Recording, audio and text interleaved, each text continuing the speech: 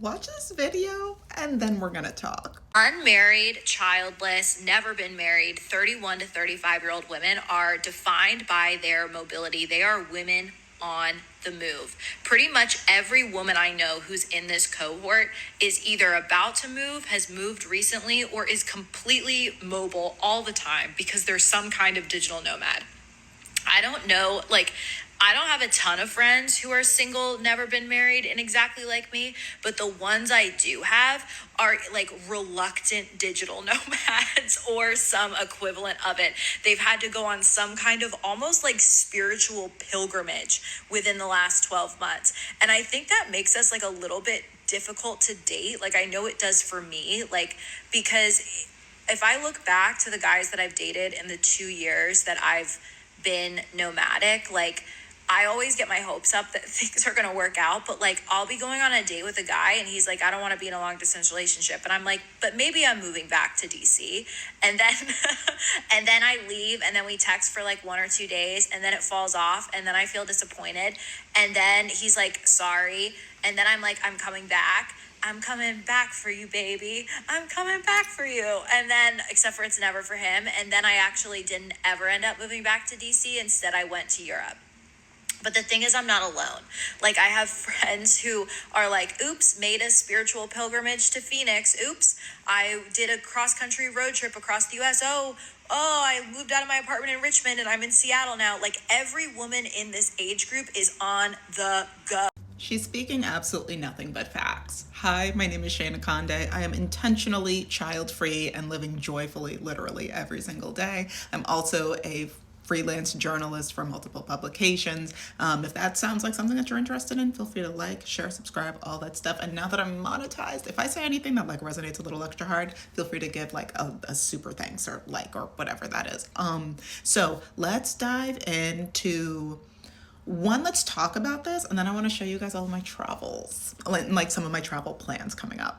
So one, I think that single, unmarried, child-free women being on the go, there's something about this, unmarried, also kind of unpartnered in general, because both of these things, being unpartnered, unmarried and child-free, allows women to fully center in on themselves. And a lot of us are super free spirits, and the idea of settling down kind of horrifies some of us. Because if you take that phrase on its own, it's kind of like what the actual experience implies. It implies that you have all this energy, all this stuff that's going on in your life, and you just kind of go to enter a more domestic space. Now, yes, that is helpful for raising children and cultivating a family and all of that. But for the free spirits, it's really scary. And not just scary, but more so something that we just don't necessarily want to do, especially if we are fully and intentionally deciding to focus in on ourselves. Now, I find it interesting because her experience is also kind of my experience, but with a little bit of difference when it comes to dating as a woman on the go. Do I consider myself a digital nomad? No. I consider myself more of a slow traveler. Personally, I think that there's a pretty big difference, but I can make a whole other video about that. And as somebody that slow travels around the world, but also I travel a lot for my job, dating while living this very pew pew pew lifestyle, because a lot of men really want you to slow down. They really want you to settle down. They really want to they love the idea of grasping the free bird and just having it in a cage. I think Trevor Noah was somebody that had not coined the phrase, but he worded it very beautifully about how a lot of, and I'm going to double check to make sure that it's him, but that a lot of men, they just love this exotic bird, but they love the exotic bird, but they want to keep it in a cage. And we don't want to be caged. We want to stay free. And an easy way to stay free is to kind of, not have kids. Now, I also recognize that there's a certain amount of financial privilege that is had because there's a lot of single people out there that are financially struggling. Listen, the global economy is horrifying. It's terrible. It is made for nobody to survive. And for the couple of people that have found a way to like crack through this broken system, what are we doing with our extra funds and resources? We, the single child-free women, we be traveling. We be out there. Now, where have I personally been traveling to? Last year I visited, I want to say 7 or 8 different destinations between the Americas all the way to Asia. And let me show you some of what I've been working with. So this is me landing in Playa del Carmen, Mexico. I've got videos talking about finding an apartment, making friends, all of that stuff, but that's over in the travel section. But we got more stuff to cover. Now, I could not stay in Playa del Carmen for too long. I literally had to like find an apartment immediately and then pack my bags, get back to the airport because I had to fly to Oakland, California to cover their Black Joy Parade. I got hosted at this hotel. It was absolutely stunning. And here's a couple of clips from the Black Joy Parade. Also, look, there's my name and my snacks. This was the media dinner. This is Alicia. She's the founder of the Black Joy Parade, and these are a bunch of other people. Also, that's one of my journalist friends right there in the purple.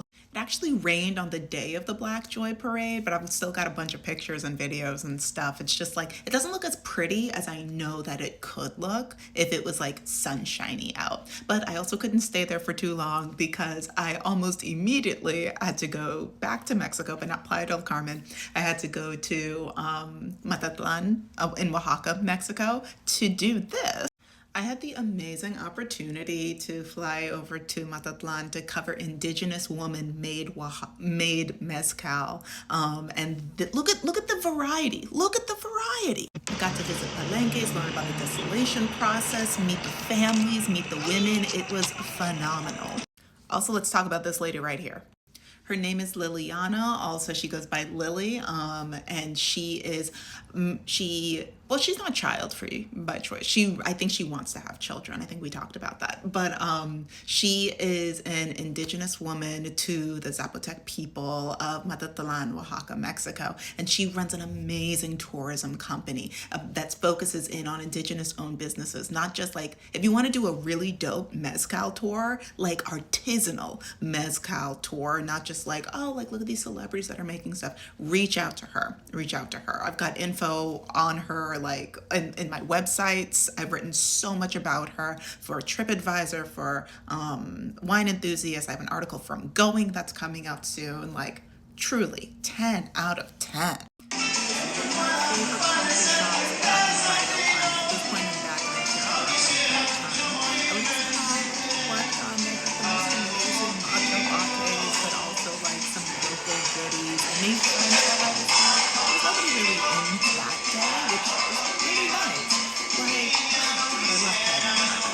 But then I was back on the road. This is me in Istanbul. This is one of the most iconic mosques in Istanbul. Like, look at the architecture, my God. I also went to the Grand Bazaar. Look at this. It's 100% silk. Did I buy it? No. Because I didn't realize that I think it's a caftan, I'm not entirely sure, 900 USD. Now, mind you, for 100% silk, handmade 100% silk. Like, for what it is, I'm 100% sure that it's worth it. Do I have that kind of money to just be dropping? No.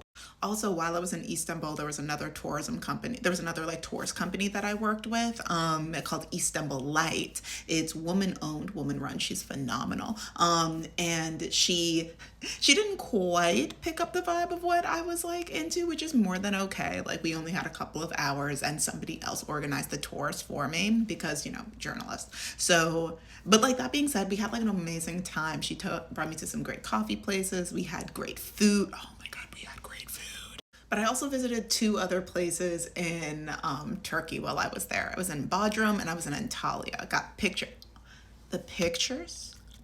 Y'all ain't ready. In fact, I'm just going to show you 2 videos. The first is from Bodrum. I had a solo spa experience while I was there. This entire downstairs space was just for me. Yeah, there were 2 beds. No, it was just for me. I had a deep tissue massage. That little tub was full of bubbles. That is a steam room. This right over here is my own personal hammam. I was there.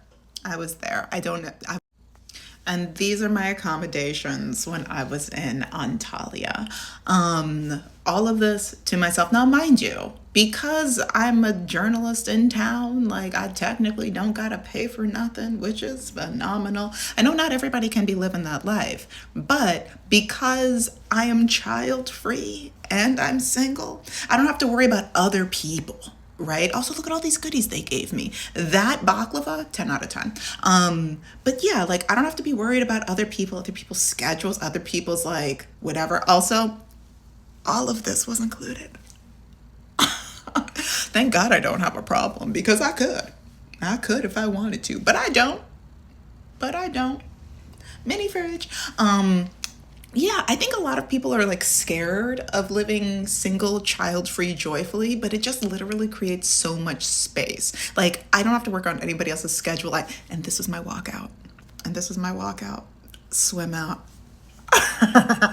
Now, at this point in my life, it's around May. May of 2023. I also had a 36-hour layover. So I finished up my time in Turkey, and then because I had writing stuff to do for Turkey, and then I immediately had writing stuff to do in Destin, Fort Walton Beach, Florida, with 36 hours in between. So I went straight from the jet lag hit so hard because I went from Turkey back to Playa del Carmen to switch out my clothes for 36 hours, and then I was in Florida. You could not ask me what day it was. You could not ask me my middle name. I had no answers. Now, this is one of the best memories of my life, period. That's a shark on the line. That's a shark on the line. That happened also during my trip in Destin, Fort Walton Beach. It was me, the only Latina boat captain in the I don't want to say in all of Florida, but definitely on the Emerald Coast. She chartered a boat with me and one other woman journalist to go deep sea fishing, and I hooked a shark. Yes, it bit through the line at some point because it was the wrong fishing gear for that. But the amount of power coursing through my veins. But also, I definitely took the sexiest picture I've ever taken in my life. Just look at this. Look at this. This fish, I'm wearing gloves because there's spikes that'll jab into my hands from holding this fish, which is a Jack Raval. This thing was dense. It's a big boy. I caught that. Now, he's still alive in my hands. I just reeled him in. It took forever. I reeled him in. I took the picture. I brought him back. He fought for his life, though. And then, technically, this is not something that you're supposed to do, which I didn't actually do. It literally came out of nowhere, from under the boat. A dolphin ate that fish from out of my hands. I watched the circle of life happen in real time.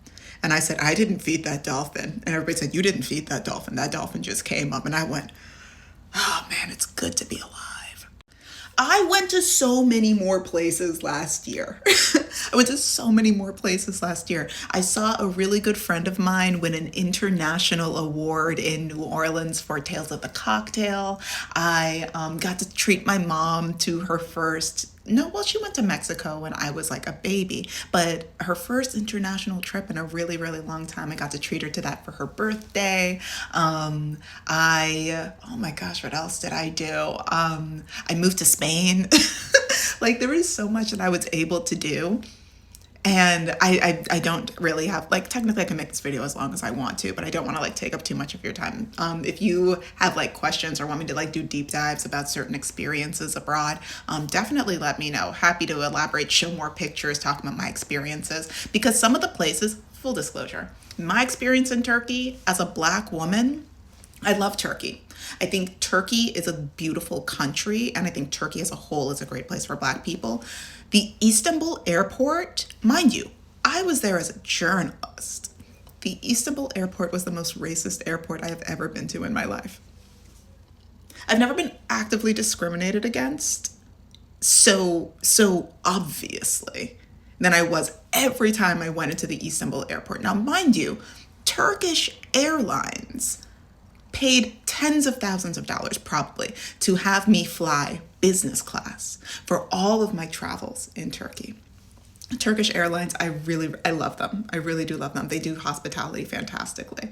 I'm not being paid to say any of this. The airport has like workers that are not working for Turkish Airlines. They're just like airport workers. Those people don't like us. Turkish Airlines, fantastic. Those people. So I'm like, when it comes to like going to Turkey, I think that it's a beautiful experience culturally. Landscape, gorgeous, beaches, untouched, like sweet people. Oh my gosh, what a sweet people. Lovely accent, also. Lovely accents. That airport, though, could get one of these any day of the week. So, are you also like traveling the world as a child-free 31 to 35-year-old unmarried woman? Because it's dope. And if that's you, feel free to type that below. If that's not you, but you want that to be you, feel free to like type your comments. If you're mad at me for enjoying my best life, which I know a lot of men are, feel free to rage on in the comments. Will I read your comments? Maybe. Will I laugh though? Yes. Yes. I read those comments, and you know how people are like, oh my gosh, like I'm weeping from my yacht. Sometimes I actually do weep from a yacht. And I know that it makes them so mad. It's phenomenal. It's phenomenal. Okay. Like, share, subscribe, all of those things. And I will talk to you guys later. All right. Bye.